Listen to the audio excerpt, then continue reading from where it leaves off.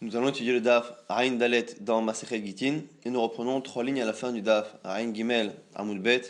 Nous rappelons le cas qui a été étudié dans la Gemara, le cas de la Mishnah. C'est un homme qui disait à sa femme: voici ton guet qui prendra effet tant que je suis vivant, ce qui avait l'air de sous-entendre que ce guet-là prendrait effet un instant avant la mort. En tout cas, on avait vu le Marloket Anakama Rabbi aussi. Et à ce sujet, justement, on a une Braïta. Donc un enseignement qui est similaire un peu à la Mishnah, mais qui donne un peu plus de détails.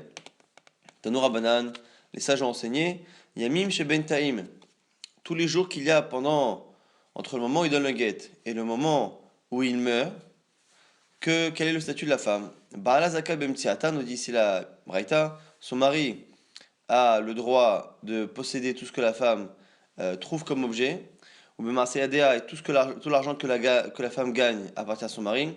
Mafran et Dadera, il a encore des droits pour annuler les vœux de sa femme. Veyorcha, et il hérite d'elle si elle décède entre-temps.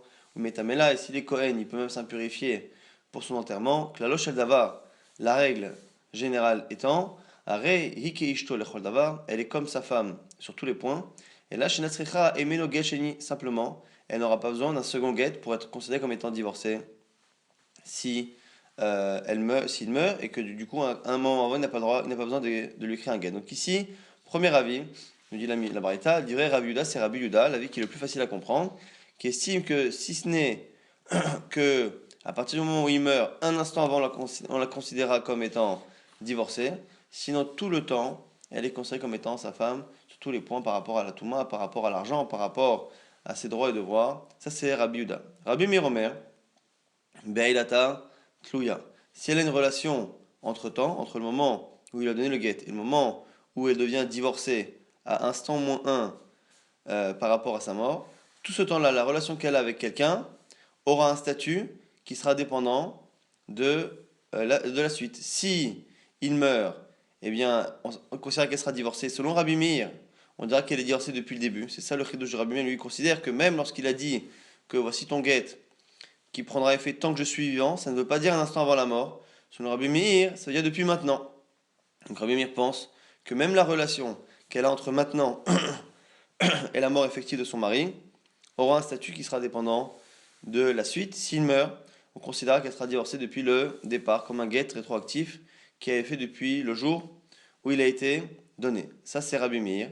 Rabbi Yossi Omer, Rabbi Yossi dit, Bailata Safek. Il dit non. La relation est une relation de Safek. Pourquoi? Parce que le divorce ne prendra effet qu'un instant avant la mort du mari. Or, on ne sait pas à quel moment il peut mourir. Donc chaque instant où elle a une relation, entre maintenant et la mort du mari, est un moment qui peut être le dernier instant de son mari, et donc qui peut faire en sorte qu'elle soit divorcée. Chachamim Omrim, Chachamim disent, Megoreshet, Ve'ena Megoreshet. Elle est divorcée, et elle n'est pas divorcée. Bilvat Shiyamut, à condition évidemment qu'il meure à la fin. S'il meurt à la fin, entre-temps, on aura dit qu'elle sera à la fois divorcée et pas divorcée. Et la Gemara va essayer de comprendre quelle est la différence entre cette expression-là, divorcée, pas divorcée, et Rabbi aussi qui dit que on a un doute sur le statut de sa relation. Déjà, la Gemara pose la question, Maï, Ika, Ben Rabbi Meir, Rabbi aussi,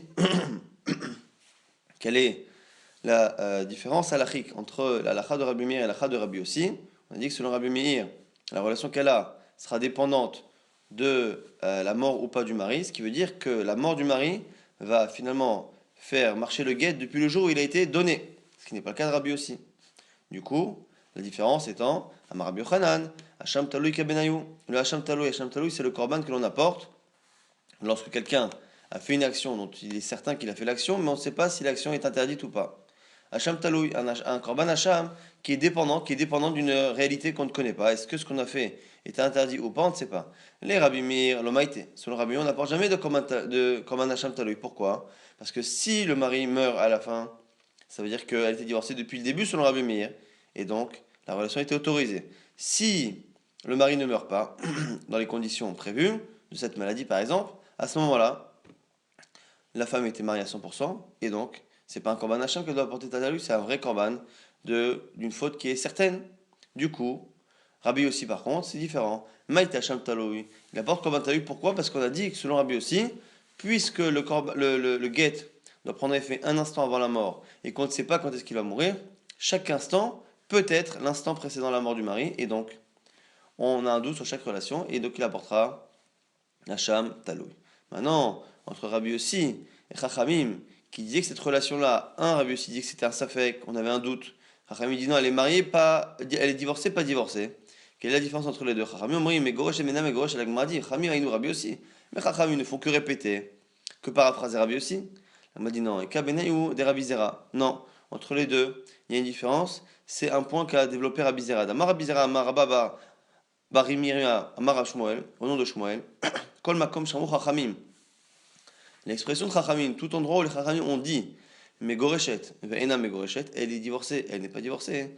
Ba'ala hayab bimzonatea, le mari se doit de nourrir sa femme, c'est-à-dire de payer l'argent, de payer à la femme tout ce que cela a besoin pour se nourrir. Et c'est ça la différence.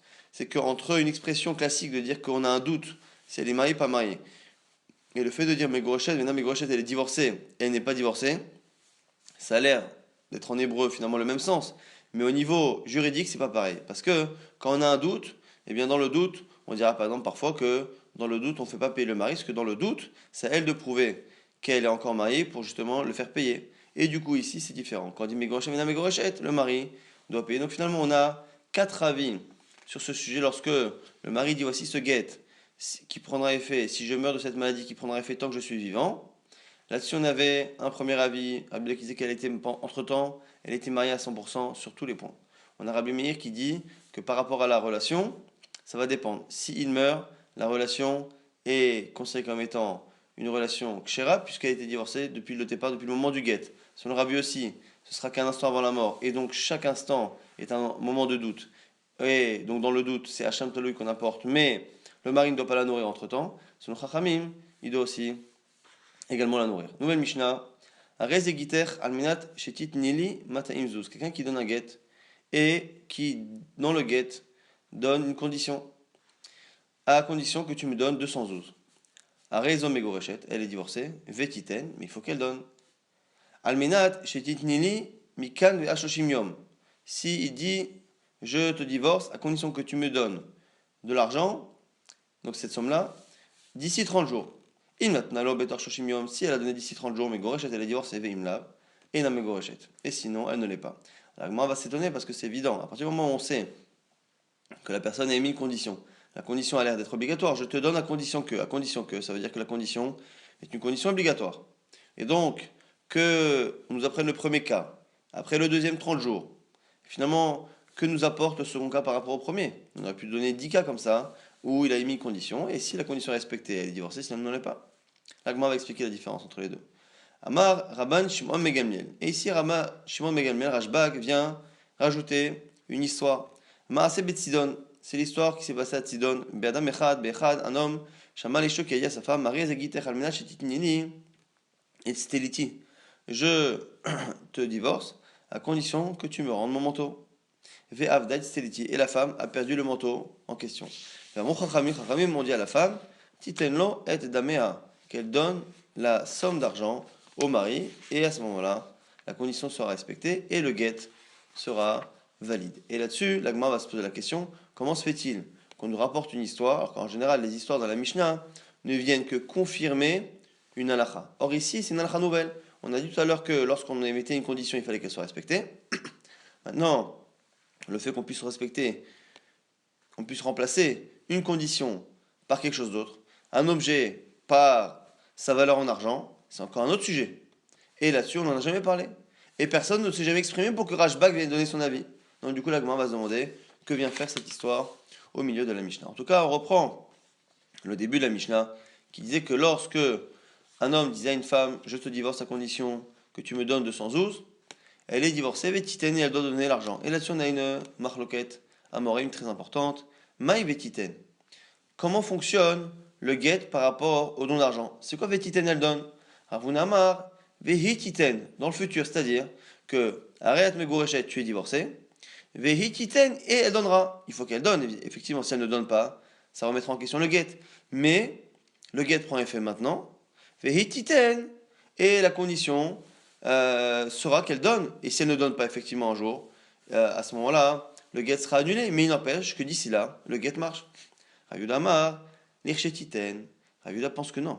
Lorsqu'il a dit je te divorce à condition que, c'est je te divorce à condition que, et je te divorce qu'au moment où la condition sera vérifiée et respectée. On m'a dit Maï Benayou, c'est quoi la marloquette qui est entre les deux, c'est quoi l'incidence? Alachik, Ka Benayou, Shenid Kara, Aget, Oshe Avad. Pourquoi cette question? Parce que si finalement il faut que la femme donne pour que le get marche, qu'est-ce que ça change? Maintenant ou plus tard, l'agma dit si entre-temps le get est déchiré ou on le perd. Ravuna ma vehititen, selon Ravuna, le get a pris effet, elle a accepté le get, elle l'a reçu tout de suite. Une fois qu'elle l'a reçu, pas grave s'il disparaît, à la condition qu'elle respecte le fait de donner l'argent, vehititen. Et Natsrecha imeno get sheni, il n'y a pas besoin d'un autre get. Rav Yuda malirchititen, selon Rav Yuda, qui dit que le get qui donne maintenant ne sera réellement accepté, ne sera donné qu'au moment où elle donnera l'argent. À ce moment-là, il faut qu'il soit présent au moment du don d'argent. Et chez Titen, à ce moment-là, si au moment où elle donne l'argent, il n'y a plus de get, il faut qu'il lui redonne un autre document de get. C'est l'essentiel de la marloquette entre Rav Yehuda et Ravuna. Et l'Agma va nous rapporter que cette discussion entre Ravuna et Rav Yehuda, est-ce que lorsque le get est conditionné à une action de la femme, est-ce que le get prend effet depuis le moment où on l'a donné, le get, ou depuis le moment où la femme respecte la condition? L'Agma va nous rapporter qu'on a une Mishnah qui nous rapporte la même marloquette sur les kiddushin, non pas sur un divorce, mais sur un mariage.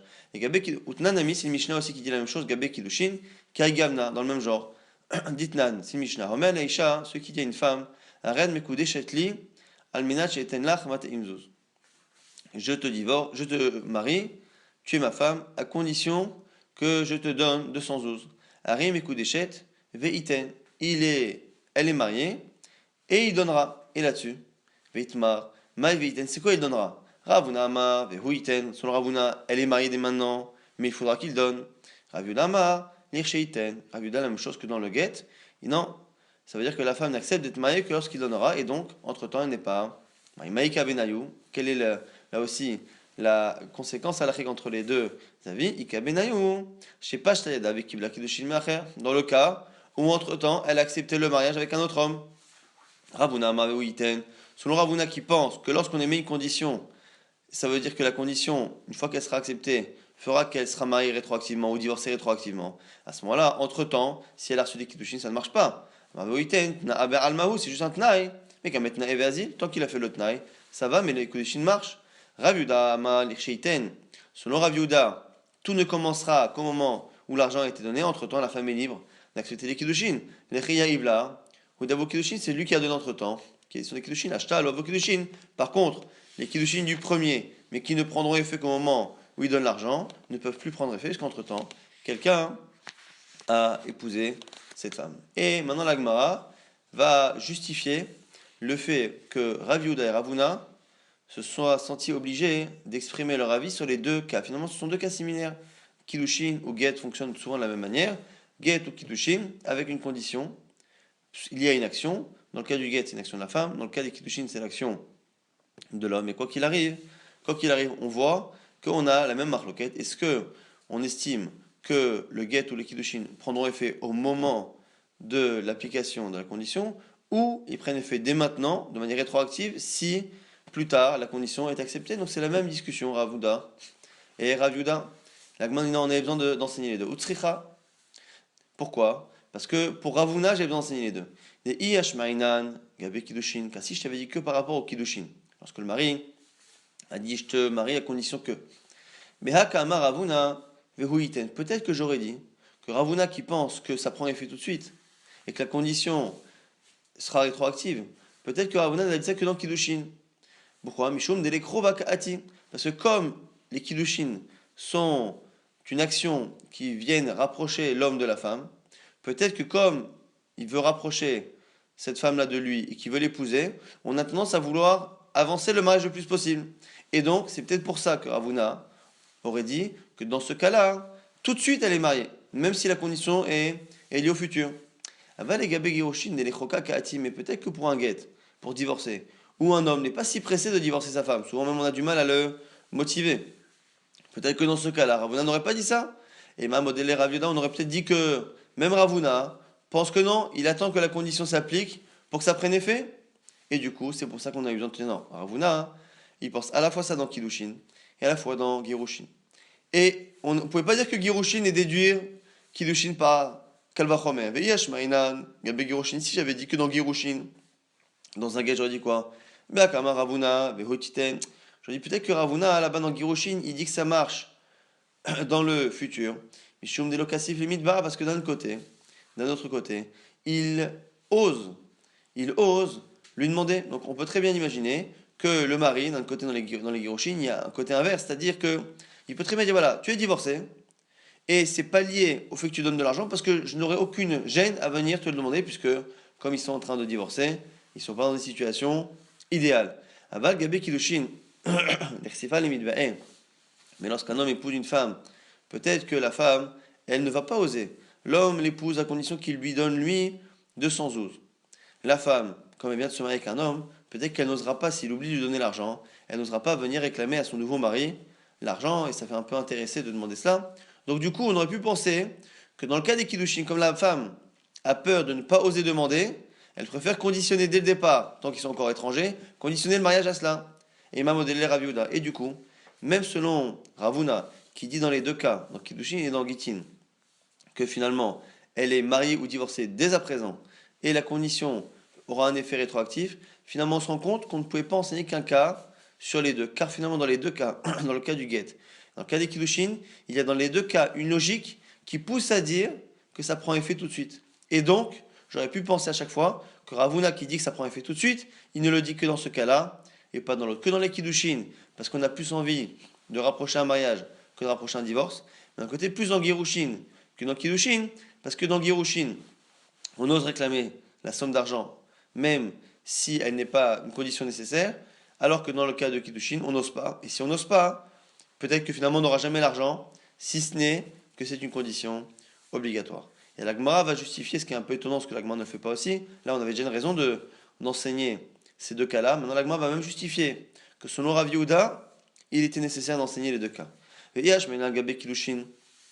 si je t'ai enseigné que le cas des Kiddushin, Béa Kama Rav Yehuda, j'aurais dit qu'il n'y a que là-bas que Rav Yehuda pense que le mariage ne prendra effet qu'à la fin, qu'au moment où la condition sera vérifiée. Et chez Iten, comme ce qu'on a dit tout à l'heure, c'est-à-dire que la femme qui se marie à condition que le mari lui donne de l'argent, peut-être qu'elle sait très bien que si elle accepte d'être mariée tout de suite, elle sait très bien qu'elle n'osera pas aller réclamer l'argent plus tard. Donc elle préfère peut-être se sécuriser et faire en sorte que le mariage ne prenne effet qu'au moment où l'argent est donné et pas avant. Aval Gabé Giroshim, mais dans le cas du get, Emma, modèle Ravuna, mais peut-être que dans le cas du get, où on sait très bien que même si le get prend effet tout de suite, elle n'aura aucune gêne à venir réclamer, peut-être que dans ce cas-là, il serait d'accord. Et si je t'avais enseigné que dans le cas de get, Béa, Kamar Raviuda, je dis que là-bas aussi il y a une raison spéciale. Et que chez Titel, Mishum, Delechoka Kaati. Les mêmes logiques qu'on a dit tout à l'heure. C'est que là-bas, d'un autre côté, on a plus envie de dire qu'on repousse, parce que là-bas, on est en train de se séparer de sa femme, et qu'on imagine, a priori, qu'on n'a pas forcément envie que ça se rapproche. Donc peut-être que c'est que là-bas, que Rav Yehuda a dit que ça ne prendra effet qu'à la fin, parce que c'est un guet, et qu'un guet, on n'est pas pressé de le faire appliquer. Ah Gabi Kiddushin, mais un mariage, des Karova Kaati, qui veut rapprocher cette femme à lui, et donc faire en sorte que ça se passe le plus rapidement possible, il m'a modélé Ravuna peut-être qui serait d'accord, Kamash que non, donc on a besoin finalement de ces deux cas pour nous apprendre à la fois jusqu'où va Ravuna et jusqu'où va Rav Yehuda. Donc on a, si on répète finalement, une marloquette Ravuna et Rav Yehuda qui sont deux Amoraïm, donc qui ne peuvent pas être en discussion contre des Tanaïm de la Mishnah ou de la Braïta, mais des Amoraïm qui ont une discussion sur comment interpréter les Mishnayot et les Braïtot.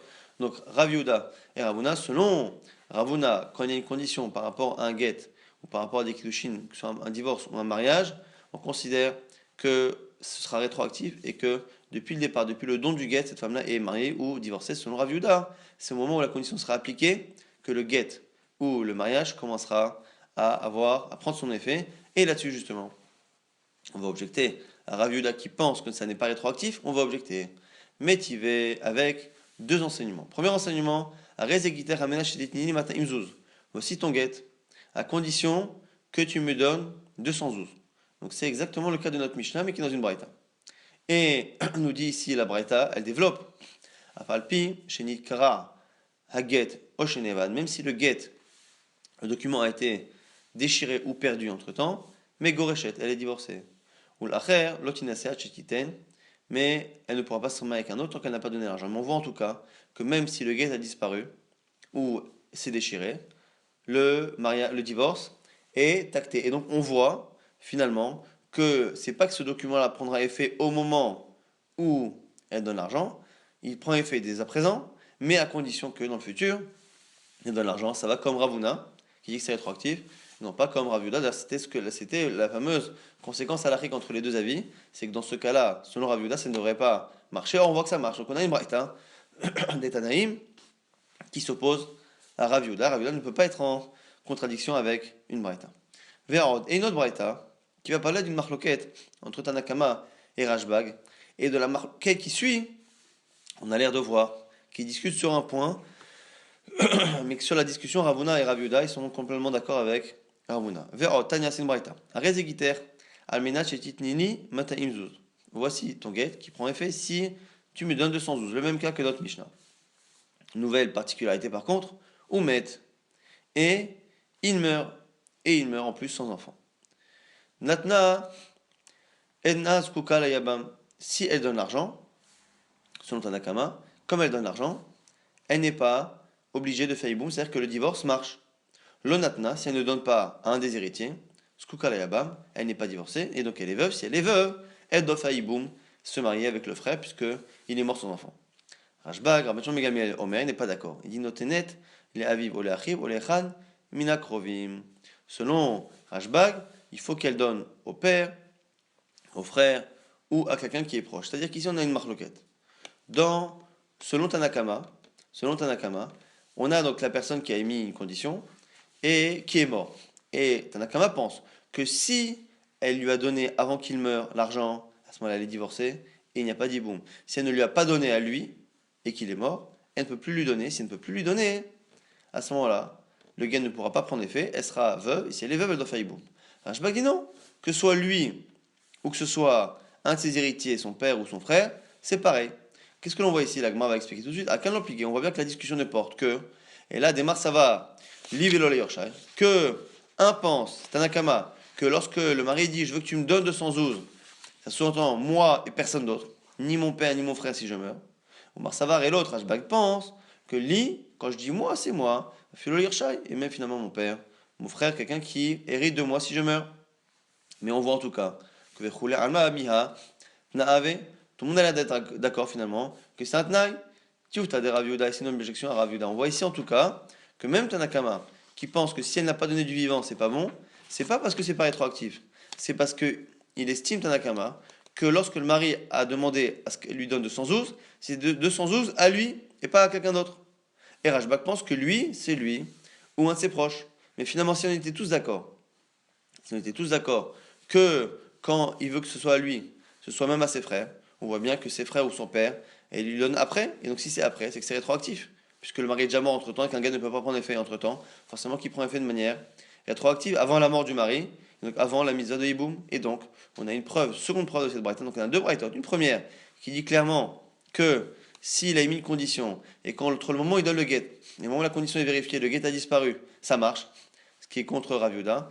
Et une autre braïta où la discussion entre Tanakama et Rashbag n'a l'air de porter que sur le sens de la condition lorsqu'il dit je veux que tu me donnes, est-ce que c'est à moi ou même à mes proches si je meurs, mais en tout cas, le fait que si on était d'accord que ce soit aussi à ses proches, ça marche de manière rétroactive, n'a pas l'air de donner lieu à une discussion, et c'est une deuxième objection d'une braïta à Rav Yehuda.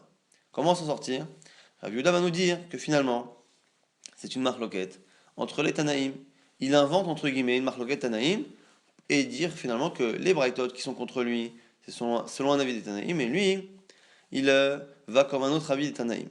Amar lecha Rav Yehuda te répondrait, Hamani, c'est qui ces deux braïtot là? C'est Rabbi, c'est selon Rabbi. De Amar Ravuna Amar Rabbi, quand on a dit le nom de Rabbi, Kol Omer Almenat, Keomer Marshav Dame. Tout celui qui dit Me'arshav, tout celui qui dit donc voilà, je te donne un guet ou quelque chose ou une acquisition, à condition que, quand on dit à condition que, ça veut dire que c'est rétroactif. Keomer Me'arshav Dame, c'est comme s'il disait que ça prenait effet dès maintenant, même si on ne précise pas que ça prendra effet à partir de maintenant, de manière rétroactive, on dit finalement le fait de dire à condition que c'est rétroactif. Et, alors ça, on sait très bien que Rabbi l'a dit. Maintenant, on n'a jamais vu que quelqu'un est en désaccord avec lui. Et maintenant, Rav Yehuda te dirait, ou plié Rabbanan allez. Et moi je dis que ce qu'a dit Rabbi, les sages ne sont pas d'accord avec lui. Va'ana, et moi ce que je dis, des Amre, qui est Rabbanan. Moi ce que je dis, c'est comme Rabbanan. Donc du coup, on a une halakha de Rabbi qui dit que lorsque l'on fait une acquisition, un guet ou quelque chose, à condition que c'est rétroactif, le fait que dans cet enseignement-là, dans cette braïta, on les dit au nom d'une personne, d'un Tana, et non pas de manière anonyme, selon Rav Yehuda, ce serait peut-être une preuve que si on l'a dit au nom d'une personne, c'est que d'autres ne sont pas d'accord. Et Rav Yehuda penserait comme ses autres avis. Alors justement, Rabbi Zera va parler justement de cette éventualité. Amar Rabbi Zera, qui Avinan me Bavel, quand on était en Bavel, Amrinan, Had Amaravuna Amarabi, ce qu'a dit justement Rabbi, Kol Omer Almenat, Komer Mershav Dame, que tout celui qui fait quelque chose, qui fait un document, une acquisition, à condition que, c'est comme si précisait que ça prenait effet dès maintenant. Puis allez, nous on pensait en Bavel aussi, comme Rav Yehuda, que cet avis de Rabbi est à l'encontre d'un avis unanime des sages, qui se lit qui, lorsque je suis monté en Eretz Israël, Ashkartel et Rabbi Assi, je suis tombé sur Rabbi Assi, Yativ et Kamar, Mishme de Rabbi Yochanan, qui disait au nom de Rabbi Yochanan, Akol Modim Beomer Almenat Komer Al Mershav Dame, que tout le monde est d'accord avec Rabbi, que lorsque l'on dit voici mon champ, voici la vente, voici l'achat, à condition que dans le futur, ça veut dire que ça prend effet dès maintenant, à condition que, donc la condition plus tard, fera en sorte que ce sera rétroactif. L'oner leku, et que la discussion entre Rabbi et Chachamim ne porte que sur un cas différent. C'est quoi? C'est quand il dit Be mehayom ou la chamita. Celui qui dit voici ton guet. Aujourd'hui, après ma mort. Ce qu'on avait vu dans la Mishnah précédente, où on avait du mal à savoir ce qu'il voulait, puisqu'il avait l'air de se contredire. Et là-dessus, si on a une marloquette qu'on va rapporter tout de suite, Vehatanya Sinbraita, mehayom ou la chamita, lorsque la personne dit voici ton guet. Aujourd'hui et après ma mort, dans la Mishnah on avait rapporté que l'avis de Chachamim, là dans la Braïta on rapporte les deux. Get veino get, c'est un get et c'est pas un bon get, on a un doute. Chachamim, et Rabbi Omer, kaze get.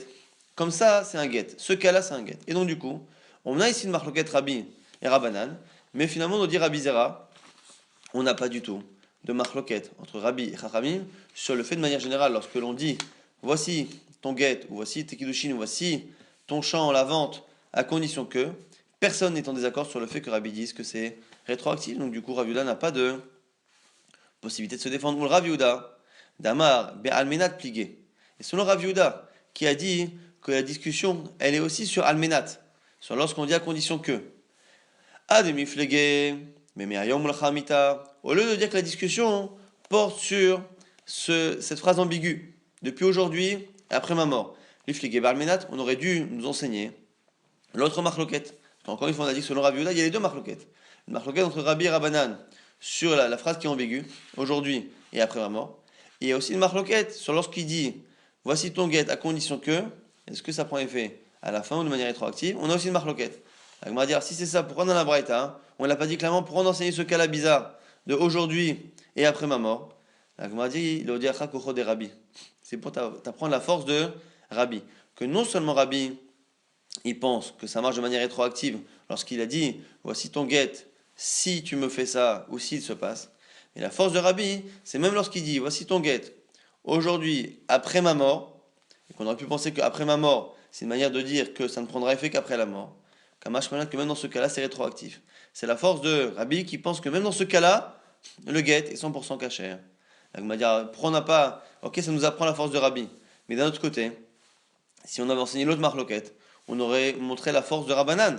Veliflegou be'almenat. Ou le dire Rabbanan, on aurait pu t'enseigner l'autre marloquette. Et te montrer à quel point Chachamim sont marmirim, c'est-à-dire que les Chachamim sont marmirim non seulement dans le cas cité où l'expression est ambiguë, voici ton guet, à partir d'aujourd'hui, après ma mort, là ils sont marmirim, c'est une chose. Mais si je t'avais enseigné l'autre marloquette à la place, dans le cas où on dit voici ton guet à condition que, et selon Rav Yehuda on a dit que selon Rabbi ça prend effet dès maintenant, mais selon Chachamim ça prendra effet qu'à la fin, ou dans le doute en tout cas, on a un doute, et donc cette khumra là, de dire que dans le doute le guet n'est pas cachère parce qu'il est mort entre temps, cette khumra là, ça aurait été intéressant de l'enseigner. On aurait enseigné la force de la khumra de Rabbanan. La Gemara dit effectivement, mais on a un principe qui est très souvent rapporté dans la Gemara, Koach de Etera Adif. C'est plus intéressant d'enseigner la force d'autorisation. On a ici deux marlokot, selon Rav Yehuda, encore une fois. Selon les autres avis de la Gemara, non, mais selon Rav Yehuda, on aurait deux marloquettes, Rabbi et Rabbanan, car sinon Rav Yehuda n'a pas de place pour donner son avis. Selon Rav Yehuda, encore une fois, ce n'est pas rétroactif. Et donc, selon Rav Yehuda, il pense qu'il y a deux marloquettes, Rabbi et Rabbanan. Un marloquette connu qu'on a vu dans une braïta, lorsque la personne dit une phrase ambiguë, voici ton guet à partir de maintenant, pour après ma mort. Là, dans ce cas-là, on a une marloquette. Selon Rabbi, ça marche de manière rétroactive, c'est un bon guet, elle est divorcée. Selon Chachamim, on est marmire de dire qu'elle n'est pas divorcée. Et on est marmire parce qu'entre-temps il est mort, donc on est marmire qu'elle ne soit pas divorcée, c'est une khumra. Et d'un autre côté, on a une autre marloquette, où là aussi Rabbi est plus cool et Chachamim sont plus marmirim. C'est dans le cas où il dit, voici ton guet. Si il se passe, si je meurs par exemple, ou s'il se passe telle chose, selon Rabbi, la condition fera que de manière rétroactive, elle sera divorcée depuis le départ, donc divorcée est libre de se marier à qui elle veut. Selon Chachamim, on ne dira pas que ce sera rétroactif, et donc, dans le doute, on ne saura pas s'il a pris effet après la mort ou avant la mort. Or, après la mort, ça ne marche pas, donc on ne sait pas, et on ne peut pas la laisser se marier. Donc on a une khumra de Rabbanan. On a enseigné finalement qu'une seule des deux marloquettes. Et pourquoi on a choisi l'une et pas l'autre? C'est parce que si on en enseignait une, ça nous apprendrait le cas le plus ramour ou le cas le plus calme. Si on apprenait le cas le plus calme, ça nous aurait appris à quel point Chachamim sont marmirim dans le cas le plus calme. Si on enseigne l'autre cas, ça nous apprend à quel point Rabbi autorise. Il autorise même dans le cas le plus strict, le plus difficile. Le cas le plus difficile, c'est lorsque la phrase du mari se contredit. Voici ton guet aujourd'hui après ma mort. Même dans ce cas-là, il considère la femme comme étant divorcée et qu'elle peut se marier. Koach de Etera Adif, on préfère enseigner la force d'autorisation de Rabbi. Donc finalement, on a réussi à sauver une extremis la vie de Rav Yehuda qui pensait que lorsqu'on divorçait ou lorsqu'on épousait une femme, à condition que, selon Rav Yehuda, la condition sera le point de départ du mariage ou du divorce, alors que selon Rav Huna, c'est rétroactif. Rav Yehuda pourrait éventuellement exister si on imagine finalement qu'il existe un avis de Rabbanan qui n'est pas clairement marqué, mais qui n'est pas non plus complètement exclu dans les braïtot.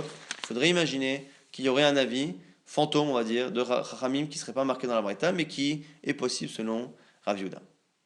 On reprend la Mishnah qui disait que Almenat Shedit Nili Mikan Ve'ad Shoshim Yom. L'homme qui disait, on avait enseigné le premier cas, à condition que tu me donnes 212, elle doit les donner. Après, à condition que tu me les donnes d'ici 30 jours. La Mishnah disait, si elle donne dans les 30 jours, elle est divorcée, sinon elle n'est pas divorcée. La Gemara dit, pshita, mais c'est évident. À partir du moment où tu m'as appris que lorsque on dit, je te divorce, à condition que, la condition est obligatoire, que tu me répètes le même cas avec 30 jours, ou avec 60 jours, ou avec encore un autre détail, c'est évident. Mahoud était maintenant. Tu aurais pu penser que finalement, l'argent, c'est obligatoire, mais pas le délai. Que le délai, même si ça paraît obligatoire dans ces mots, peut-être que dans sa tête, ça ne l'était pas. Mahoud était ma.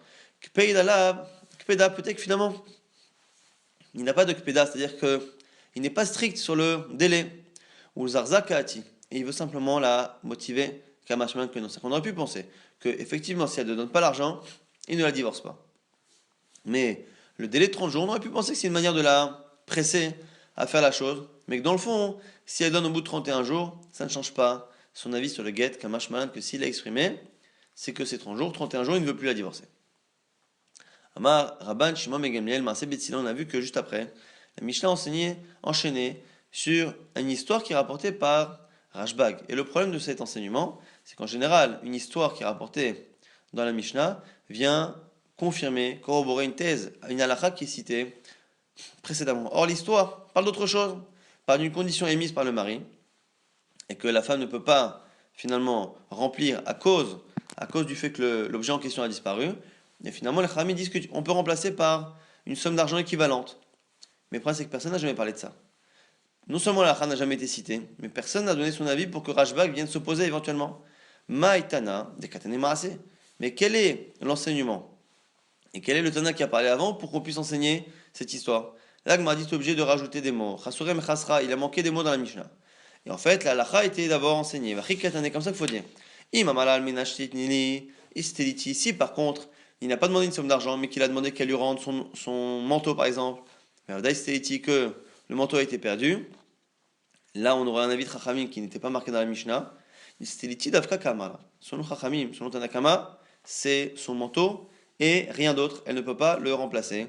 par autre chose. Rashbag nous dit, Omer, titedlo, edamea, elle peut lui donner finalement la somme d'argent à la place. Mais Amar, Rashbag, et Rashbag confirme son avis, Ma Senami Betsidon, c'est l'histoire qui s'est passée à Sidon, Bechad, Shamal Ishto, un homme qui a dit à sa femme, Arrête de guitare, c'est à condition que tu me donnes mon manteau.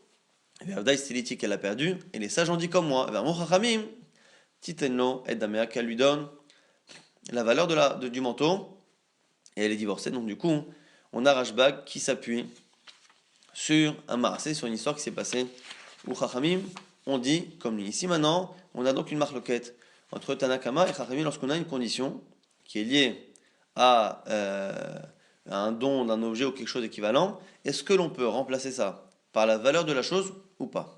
Et en fait, ça va poser une autre question de manière générale. Lorsqu'on a un contrat avec un engagement qui est conditionné à quelque chose, est-ce que la condition est précise et on ne peut pas la remplacer, ou est-ce qu'elle peut être remplacée par quelque chose d'équivalent? Et l'Agma va parler de ça justement. Mais on a une question de Rabbi Yassi à Rabbi Yochanan, mais Rabbi Yochanan. Voici ton gars, ta condition que tu me donnes 200 zouz. Et après, il vient et il dit finalement, je te les donne. Cet argent que tu me dois, je te les donne. Maou, est-ce que ça marche? Et l'Agma nous dit qu'attention, ne crois pas que c'est lié à la discussion qu'on vient d'avoir entre Rashbag et Tanakama. Ou selon Rashbag, ce qui a été dit, il faut l'appliquer. Et selon Tanakama et selon Rashbag, non. Si on arrive à trouver un remplacement, ça marche. Peut-être qu'ici on aurait dit, voilà, comme il a dit, je n'en veux plus. C'est comme si finalement il les avait reçus. L'Agma dit non. Tibaï les Rabanan, mais Tibaï les Rashbag. La question se pose pour Rabanan et pour Rabban Shimon ben Gamliel. Pourquoi? Que Tibaï les Rabanan, Atkano Kamri Rabananatam, et la Delo Achla Gaba, Avalacha, Hakama la Mecholim Lach.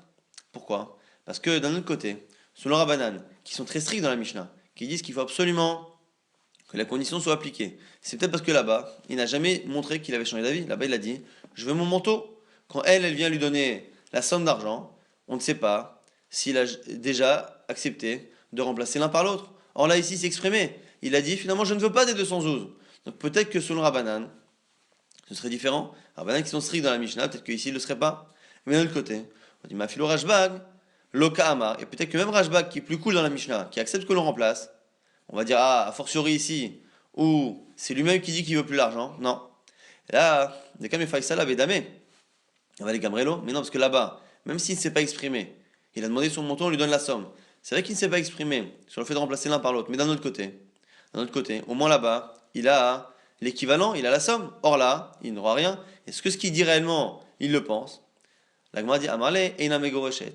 La réponse à la fin que soit selon Rabbanan, selon Rashbag, elle n'est pas divorcée. S'il a dit à condition que tu me donnes 212, il faut que les 212 soient donnés, et il ne peut pas, même s'il est mochel, ça ne pourra pas faire en sorte que le guet fonctionne tout de même. Maintenant, on a une objection.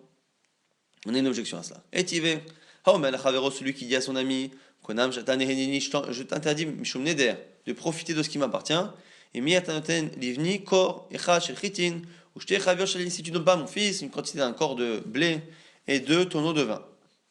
Donc il veut que son ami donne de la nourriture à son fils à lui, et pour le motiver, il fait un neder, sinon qu'il lui interdit de profiter de ses biens. Abemir Omer, Asur, Achiten, selon Abemir, il ne peut rien faire tant qu'il n'a pas donné. Chachamim pense, Omrim, Avzeyachol la tiret nidro, Shelapi Chacham, celui qui a fait le neder sur l'autre, peut l'annuler, même sans le Chacham, Veomer en disant, Areni Kilut Kabati.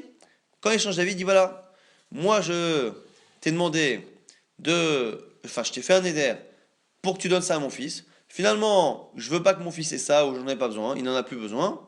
J'annule mon neder et je fais comme si je l'avais reçu. C'est pas que j'annule, c'est que je fais comme si je l'avais reçu, puisque je voulais quelque chose. Finalement, je n'en veux plus, donc on peut. Et donc la Gemara se dit pourquoi chez nous ce serait pas pareil? Pourquoi ce serait pas pareil? Pourquoi finalement, lorsque le mari a dit je te divorce, mais à condition que je reçoive les 212 de ta part, et finalement après il dit je n'en veux plus, pourquoi ça ne marcherait pas dans le get et que ça marcherait dans le neder? On peut annuler son neder tout seul, sans chacham, sans rien, à partir du moment où la volonté qu'on avait, on exprime une volonté contraire. La Gemara dit c'est différent. Et l'autre c'est ara.